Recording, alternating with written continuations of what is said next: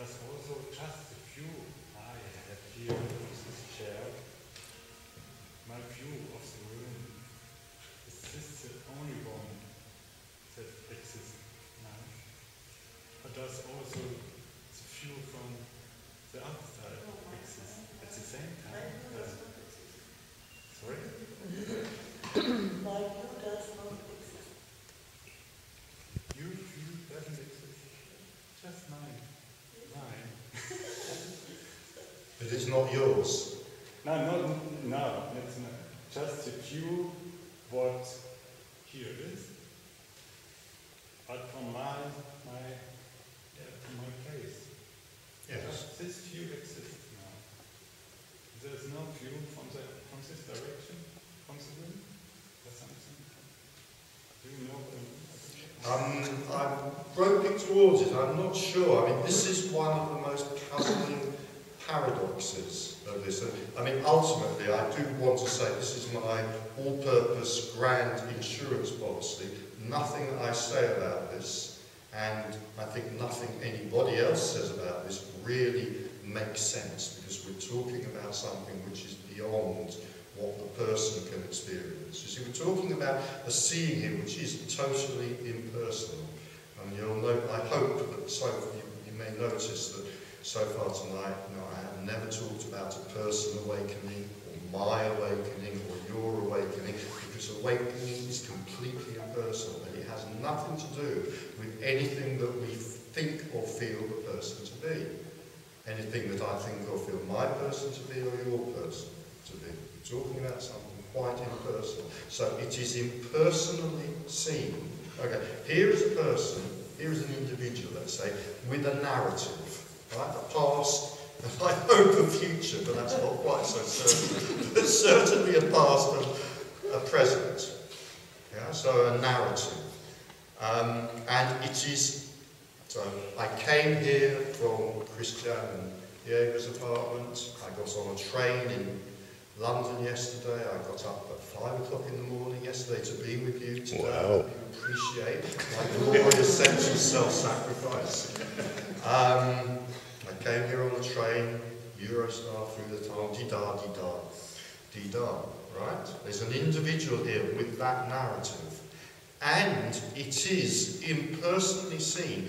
Nothing whatsoever to do with this individual. It is impersonally seen that this is all there is. And everything I've just said about yesterday, and getting up at 5 o'clock in the morning and having breakfast with Christian and Diego today, one of the longest breakfasts I've ever experienced in my life, by the way, which was absolutely lovely, wonderful. All of that is a story. It's a narrative.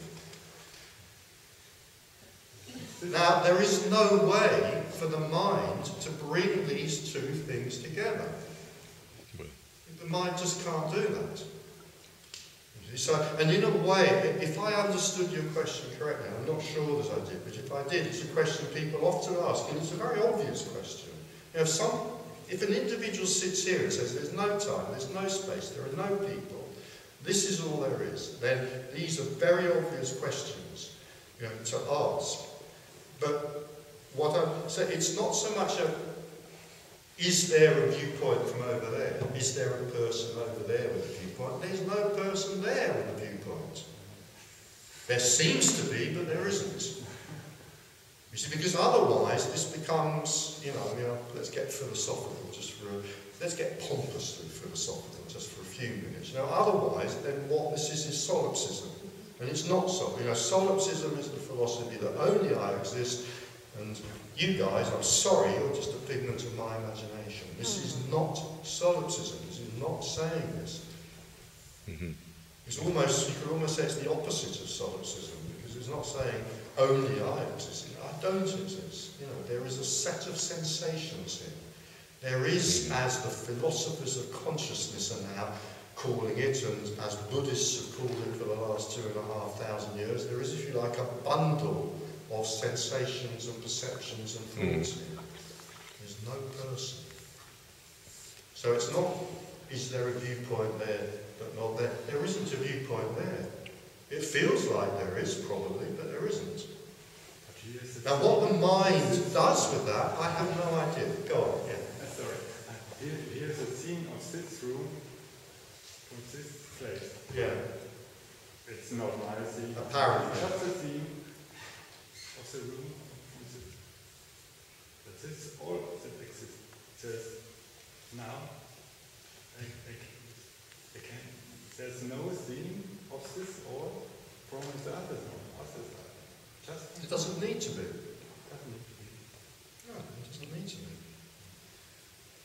And anyway, also, it doesn't make any difference.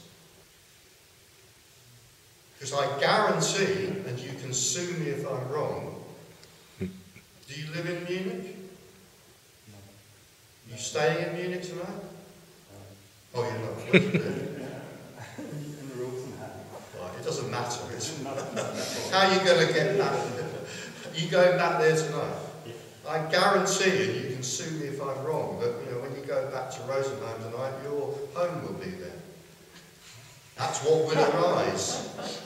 It doesn't make any difference. It's just, I mean, in a way, I almost wish none of us had ever said this. None of us ever talked about this, because the mind can't get it, but it can't, we do talk about it. It's a description. It's seen that there's no past, there's no future, and this is all there is. And if you like, that is a description of natural presence. Not presence that I have developed through my many years of devoted sacrifice to meditation. It's not that. That is a description of natural presence. Natural presence is focused on this because it's seen that there isn't anything else to be focused on. That doesn't mean there can't be thoughts about the past and the future. It doesn't mean that there can't be thoughts about other places. Such as the Italian restaurant some of us are hopefully going to go to later tonight, which doesn't exist. That narrative can still go on, but it lacks energy. The energy goes out of it, and so there is a natural presence. That natural presence has nothing to do with me or with you. It has nothing to do with anything anybody has developed through their years of devoted dedication. It's just a natural presence that sees that this is all that is real. And part of this may be real thoughts of other places and other times. And those thoughts are also part of this. And it doesn't make any difference. Because the fact is, when you get up and leave this room, it will still be just this. And when you arrive in Roseheim, when you arrive in Roseheim, it will still be just this. And that's all that there will be. You've got a front door with a key. When you put your key into your front door and open it and walk through the front door, it will still be just this. And it will never not be just this.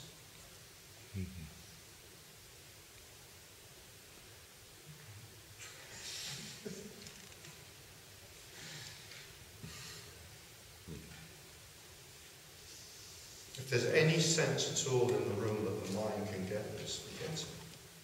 Forget it. How do you know that? I don't know that.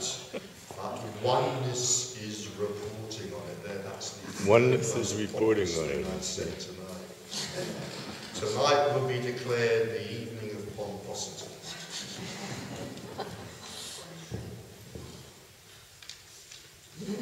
I don't know that. Yeah. I don't know anything. This is not a personal message. If this was a personal message, then the entire evening would be spent talking about psychotherapy, psychology, and pussycats, and maybe dogs, because those are the sorts of things I am personally interested in. This is not a personal message. It has nothing to do with it. My interests, my personality, completely irrelevant. Character, my personality, whether it's charming or not, my character, whether it is a good character or whether I'm of bad character, completely irrelevant. My deeds, whether they be good deeds or deeds of macabre evil, irrelevant.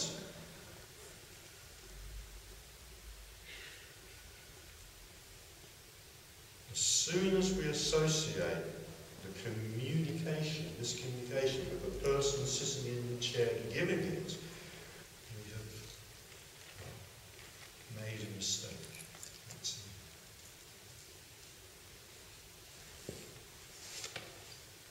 It's a very useful mistake, by the way, for the person sitting in this chair, because 5 minutes later we might be giving them all our worldly possessions and money, which is great. But it's still a mistake. Don't be so It's a mistake. This communication has nothing to do with whether you find the one sitting in the chair articulate or inarticulate, whether you find them pleasant or unpleasant, whether you approve or disapprove of the way they apparently live their life. It's got nothing to do with it. What happens when we do think that it has something to do with that? We know what happens. In all the guru stories, we tend to put the person on a pedestal, and then as soon as they behave in a way we don't like, We knock them off. we strike them off the pedestal. Haven't you noticed that when you put people on a pedestal, their feet are then at eye level, where you can see that they're made of clay?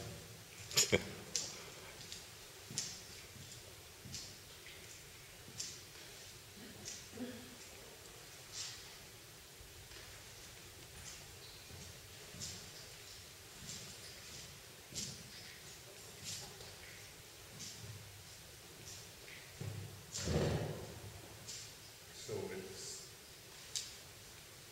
9:10. Already 10 minutes over the time. You know,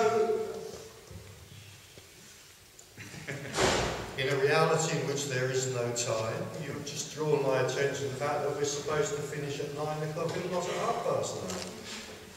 There must be something about this I enjoy so much that something in my brain automatically adds another half hour. I looked at my watch at 8:30 and thought only another hour to go. You're all right. You've all been very, very polite, sitting there doing this unpaid overtime. And if you hadn't stopped me there, Christian, we'd have gone on for another 20 minutes. Quite. So, it's over for tonight. So thank you for being here.